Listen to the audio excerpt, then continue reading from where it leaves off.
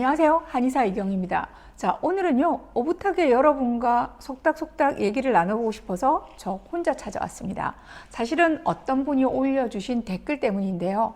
아내의 갱년기에 제 영상에 힘이 많이 되었다고 감사의 마음을 전해주신 그분의 댓글이 저에게도 참 따뜻했습니다.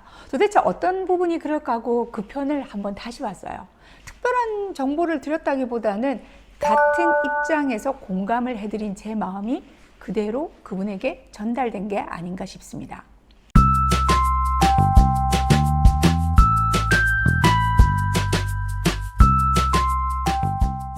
최근에 암과 스포츠 손상에 대한 얘기들을 계속 다뤄왔는데요. 오늘은 좀 가볍게 관점을 다르게 해서 이 주제들을 다뤄볼까 해요. 저희 병원 이름이 CS, 그러니까 캔서 앤 스포츠 리해빌리테이션이잖아요. 그러니까 암과 운동 재활 치료인데요. 100세 시대를 사는 우리에게 이 두 질환과의 동행은 피할 수 없는 것 같습니다. 중년에 접어든 저 역시 그전과 조금은 다른 의미로 이 두 질환이 다가오는데요. 명쾌하게 환자를 보는 치료자로서만이 아니라 이제는 제 자신이 바로 환자의 입장이 될 가능성이 높아졌기 때문입니다. 자, 우선 통증 질환부터 한번 짚어볼까요? 자, 지난주에 제가요, 지인들과 모임을 가졌거든요. 저희 큰아이가 4살 때부터 만난 학부모 모임이니까 거의 20년 가까운 장구한 역사를 지닌 모임이었어요. 몇 년 전까지는 거의 아이들 육아와 교육에 대한 얘기가 대부분이었거든요. 그러다가 이제 아이들이 다 자라고 교육 과정이 끝나고 나서부터 최근에 하두는 병원 투어, 영양제 얘기가 주류를 이루고 있어요. 처음에는 제 전문 분야이다 보니까 아주 적극적으로 개입을 했더랬죠. 그런데 곧 깨닫게 되었습니다. 그들은 진료실에서 만나는 제 환자분들, 저 멀리서 기차를 타고 오시는 수고도 마다하지 않고 저한테 오셔서 제 진찰과 치료 방법에 집중해 주시는 분들이 아니란 사실이죠.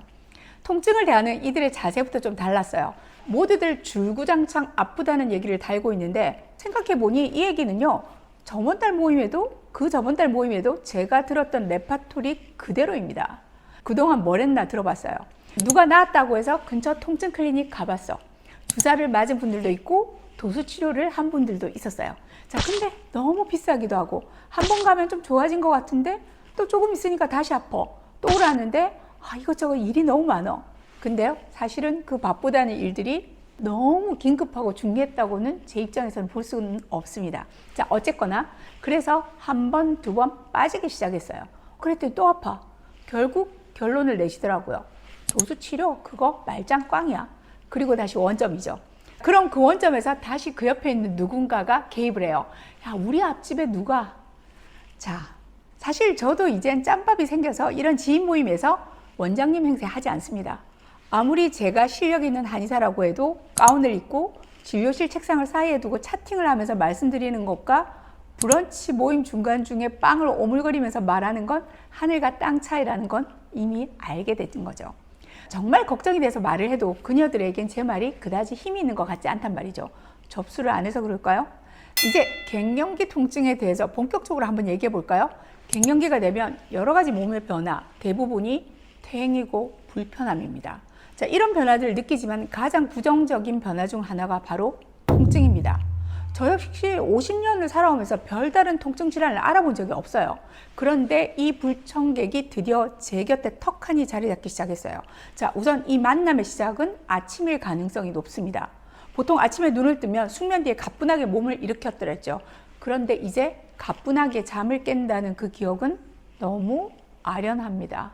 발딱 일어나기 위해서는 유연한 등 근육이 힘을 가지고 있어야 하죠. 뻣뻣해진 허리가 그동안에 누워 있었던 시간을 계산을 다 해줘 버립니다. 무엇보다 손가락 마디의 이 뻣뻣함은요, 정말 익숙해지기가 힘들어요. 제게 오는 갱년기 통증 환자분들 대부분이 류마티즘 아닐까 하고 검사까지 하고 왔다고 하시면 류마티즘 그렇게 쉽게 오는 게 아닙니다. 그동안 제가 이렇게 편하게 말씀드렸거든요. 이제는 그분들의 마음을 10분 이해합니다. 자, 여기서 끝이 아니죠. 어느 순간 침대에서 발을 내디뎠을 때 발바닥과 발목에 불편감이 찾아옵니다. 일생에서 제 발바닥의 존재를 인식하고 살아보기는 처음인 것 같아요. 보통 족저근막염 환자를 볼 때 기계적으로 묻거든요. 최근에 체중이 늘었습니까? 걷는 운동을 많이 하셨습니까? 이제는 그러지 않습니다.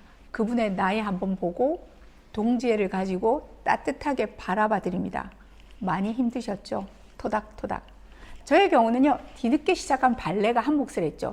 고백하자면 저 운동을 무지하게 싫어하거든요. 그래서 발레는 보는 걸 좋아하다 보니 한번 해볼까 하고 선택한 것이 그래서 성인 발레였는데요. 오해하시면 안 됩니다. 사실 성인 발레는요, 아주 좋은 운동입니다. 평소 실생활에서 쓰지 않은 근육을 사용하게 해주고요.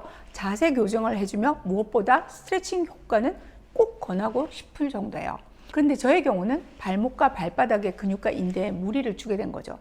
더 슬픈 것은 제 취미가 커피향 좋은 카페에서 좋아하는 책 읽기인데 이제 카페를 가면 커피 맛이나 창가 풍경보다는 의자 상태부터 먼저 체크하게 된 것도 갱년기가 준 변화 중에 하나입니다.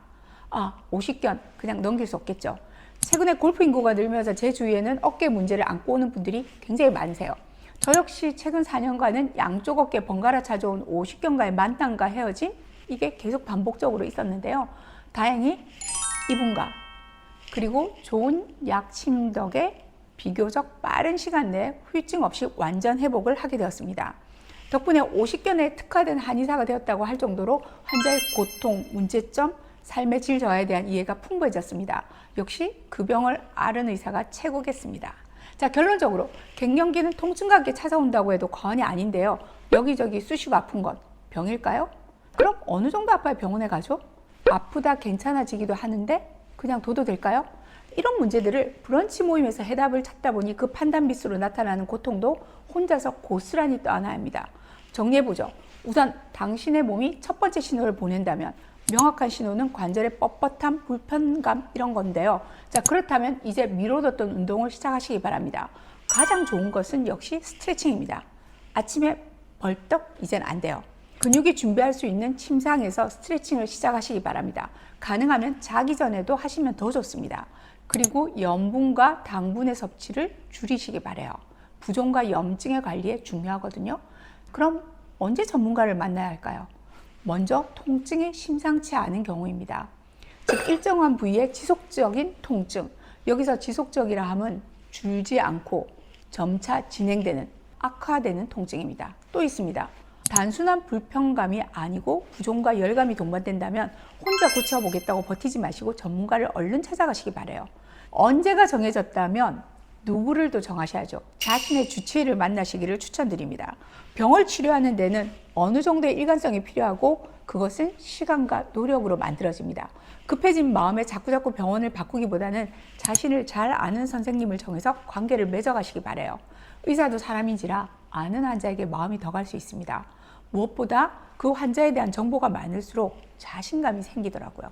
자, 여기서 팁을 하나 더 드리자면 혹 수술이나 시술 등 여러분이 부담스러운 치료를 제안받았다면 그때는 두세 군데 정도 의견을 더 들어보는 것을 권유드립니다. 특히 척추나 관절은 보존적인 치료 방법, 즉 수술 외의 치료 방법이 가능하기만 하다면 최우선 순위에 두시는 것이 좋겠습니다. 물론 브런치 모임에서 정하시지 마시고 전문가와 의논을 해야겠죠. 자, 그런 면에서 스포츠 손상의 한방치료는 분명한 장점을 가지고 있다는 거 강조하고 싶습니다. 자, 통증 없이 오래오래 행복하게 살 수 있으면 더없이 좋겠으나 우리는 늙어가고 있고 우리의 뼈, 근육, 힘줄, 인대들이 자기들도 마찬가지라고 하네요. 양질의 음식으로 그들을 잘 돌봐주고 또 규칙적으로 훈련도 시켜주면서 다독다독 그들과 좋은 사이로 오래오래 동행하시길 바랄 뿐입니다. 감사합니다.